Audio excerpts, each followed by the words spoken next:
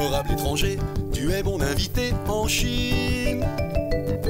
Grâce à mes amis chinois, ici partout je me sens chez moi en Chine.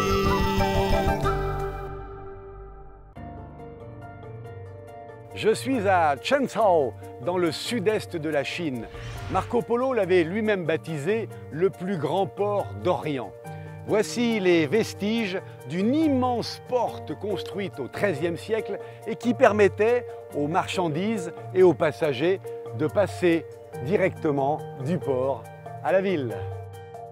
Dans cette émission, nous allons souvent évoquer la route de la soie, redevenue particulièrement d'actualité avec le programme officiel The Belt and Road qui devrait contribuer à stimuler l'activité économique mondiale en relançant cette mythique route de la soie.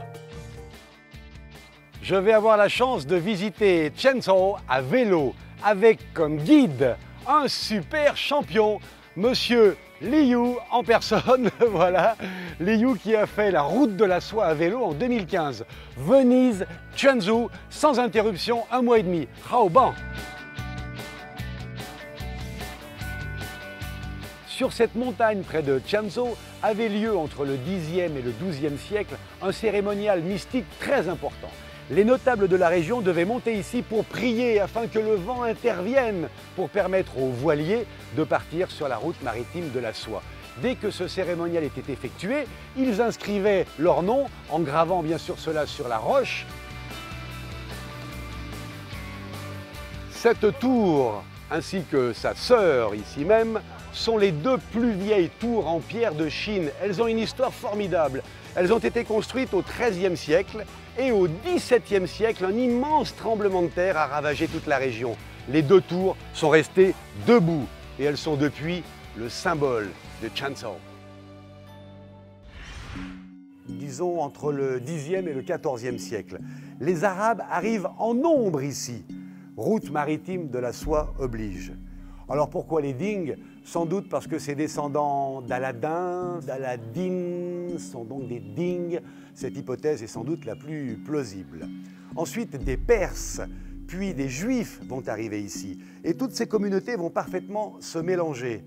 D'où ce multiculturalisme qui amène l'UNESCO au début des années 2000 à ouvrir le premier centre multiculturel mondial ici même. Voici la porte de Linzang. Elle a été reconstruite selon son modèle originel du XVIIe siècle et cette porte symbolise à elle seule la transition entre le passé historique et le modernisme du présent. Cet endroit fait partie d'un immense ensemble de bâtiments commerciaux répartis dans tout ce quartier de Quanzhou où jusqu'à 50 000 acheteurs de vente en gros se rendent chaque jour en venant de toute la Chine. Ici a été construit au 7e siècle un port important sur la route maritime de la soie.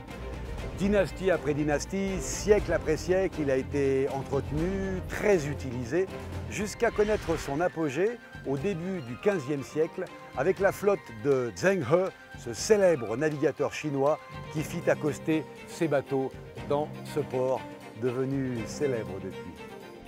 Alors vu d'ici, la vue est absolument superbe, mais je peux vous garantir que la hauteur, ça fait vraiment flipper. Waouh, quelle expérience! Mon nouveau métier, grutier au port de Quanzhou. Liu! Wow! Tes ouvriers ont un groupe de musique appelé les Petits Tigres. Wow! Écoutez!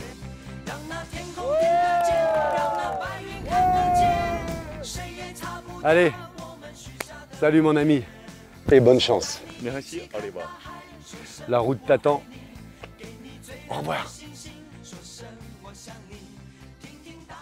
Voilà, c'était Quanzhou, merveilleuse petite ville de 8 millions d'habitants. On en reparlera, soit pour la nouvelle route de la soie, soit lors d'un des nouveaux exploits à venir de mon ami Liu, ou tout simplement lors de l'un de mes prochains voyages. À bientôt.